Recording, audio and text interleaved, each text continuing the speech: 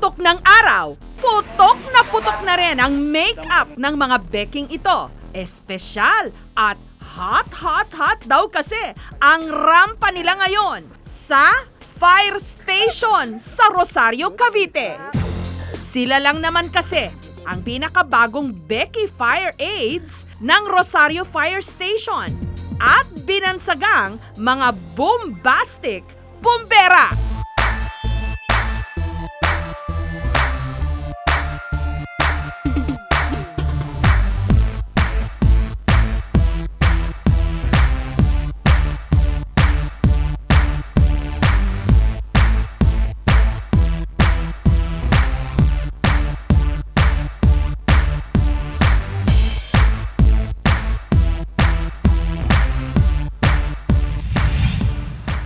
Ang Rosario Fire Station kasi naging recipient kamakailan ng bagong fire truck.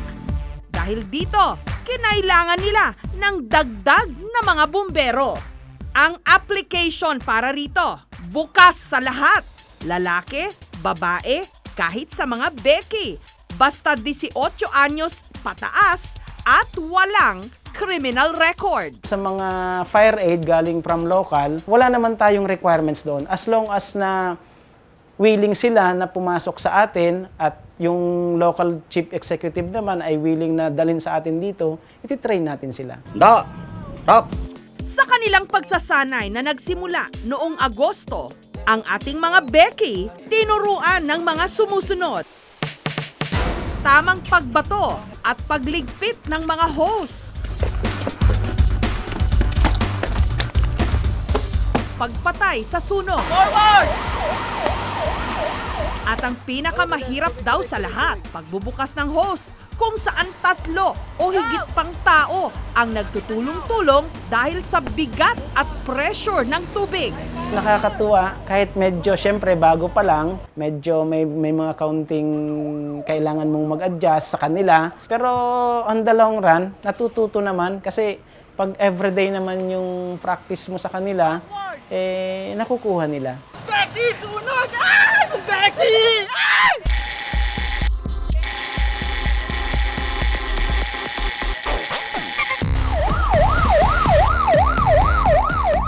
Kasama sa ating mga Boombeki, si Renz.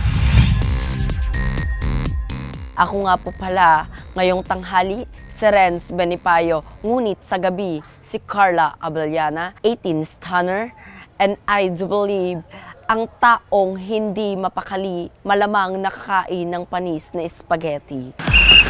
Matatandaang kabilang din siya sa Cavite Becky Traffic Enforcer na minsan na naming itinampok dito sa aming programa. Nung nalaman daw niya na kailangan ng mga bagong bombero, muli raw naglagablab ang kanyang interes na manilbihan sa kanilang bayan. Sa isip po ng ibang tao, pag sinabing gay fire, ay siguro hindi to kakayanin kasi may pagkaharot ang mga bakle. Pag humawak ka ng ganito, talagang malalambot, hindi pwedeng matumigas ang paghahawak niyan. Kung ano pong kaya ng lalaki, kaya rin po ng mga bakla. Vendor ng Yossi at Candy ang mga magulang ni Renz. Sa murang edad, napilitan siyang maghanap buhay para makatulong sa kanilang pamilya. Ngayon, umi-extra rin siya sa pagpapadyak. Hindi dapat po nilalaitin yung mga katulad namin dahil kami po ang mga sinasabi ng mga salot sa lipunan. Kami po, bandang araw po, pag ang bahay po nilang nasunugan, wag naman po sana. Kami pong mga bakla ang papatay at magliligtas sa inyong buhay. Samantala, sa kanilang training sa pag-apula ng sunog, inalalayan si Renz ng isa pang Boombeki, si Aris. Magandang hapon sa inyong lahat. Ako nga po pala si Aris Alminar na ginagamit ang katauhan ni Miss Lobby po na nagiiwan ng isang katagang. Kung nakita mo ang nanay mong tuwang-tuwa, malamang kawiwidro lang sa 4-piece. Parlorista raw talaga si Aris. Ngunit dahil 500 piso lang kada buwan ang kinikita niya bilang shampoo girl, naisipan niyang magbago ng career. May nag-offer lang po sa akin na kaibigan ko. Kailangan ko rin po ng extra income kasi nanghihina na po yung parlor namin. Kaya ginrab ko na rin po. Gayunman, ang kanyang pamilya hindi maiwasang mangamba sa peligro sa bago niyang trabaho. Iniisip ko po yan, pero sa panahon ngayon, kailangan ko po na po tumulong sa mga magulang ko kasi po, dalawa lang po sila. Sa lahat ng bombastic, bombera, laban tayo, kaya natin to.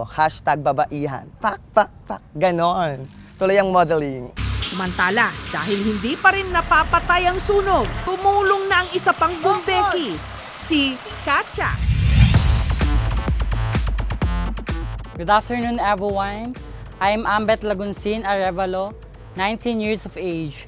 But this afternoon, please allow me to stand by the name of Miss Katya Santos, na nag-iwan po sa inyo ng isang katagang, pag binato ka ng bato, batuhin mo ng bulaklak. Isama mo na paso para malakas ang impact. Thank you so much. Mahirap man daw ang kanilang training sa kabila ng maghapong pagbibilad sa init, keber lang daw. Unang pagpasok ko dito, parang nasabi ko sa sarili ko na, ay, bombero, napakahirap na trabaho yan. Pero nung training po kami, para po sa akin, wala naman pong bagay na nahirapan ako kasi nagkaroon din po kami ng pagkakaisa, tulungan. Kaya mabilis po namin natutunan yung mga gawain bilang isang bombero. Ang maiipon niya raw sa pagiging bumbero, ipupuhunan niya sa negosyo. Sa sangkalibutan, papasalamat kami dahil sa mga opportunity na to na ipapakita namin na bilang isang bakla, kaya namin gumawa. Kahit anong trabaho yan, kaya namin. Samantala, para masigurado ang daloy ng tubig, si Iris ang nakatoka. Magandang tanghali po sa inyong lahat. Ako po si Ma Salvador, 18 years standard, na nag-iiwan ng isang katagang. Kung sa dagat may pating, kung sa gubat may matching, nasa inyong harapan nag-iisang pinakang magandang bading. Grade 5 lang ang natapos ni Iris. Pero dahil kinakitaan ng kasipagan, tinanggap siya bilang fire aid. Kahit Becky ako, sana pinagkaano niyo mga naging trabaho ko, itong bumbero. Sana masaya kaming nagbubumbero. Mga sister kapit lang tayo, kaya natin to. Mula nung dumating ang ating mga bumbeki, ang dating seryosong headquarters, napupuno na raw ngayon ng tawanan. Na-divert na yung magiging seryoso kasi syempre pagod sa araw-araw na pag-i-inspection, seminars, drills. Pagdating namin, nandyan sila, medyo nakaka-relieve ng pagod.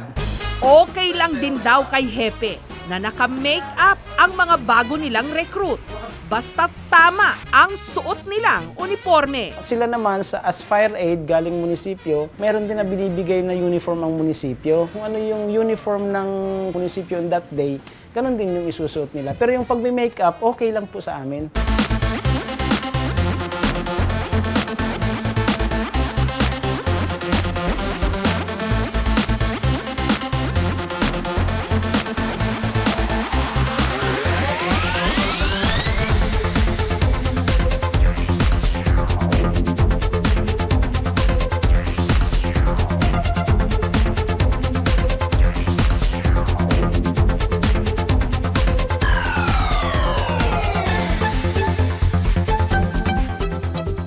Isa sa kanilang mga choreographer, si Nikki, na kapag walang duty, umi-extrang K-pop dancer. Kaysa pa jamming-jamming ka dyan, ba't hindi daw ako mag-join dito sa pagiging bombero?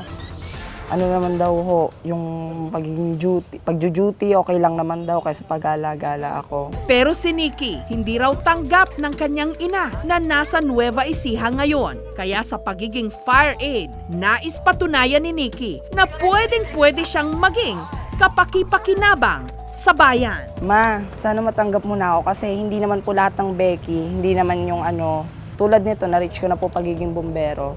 So, may pwesto pa po ako, tsaka may nagagawa pa po ako bilang Becky, kaysa naman po yung sa bahay lang po ako dyan. Yun nga lang, ang ating mga mumbeki, hindi pa raw nasasabak sa totoo o aktwal na sunog. Sa ngayon, samut-saring clerical work muna ang kanilang ginagawa.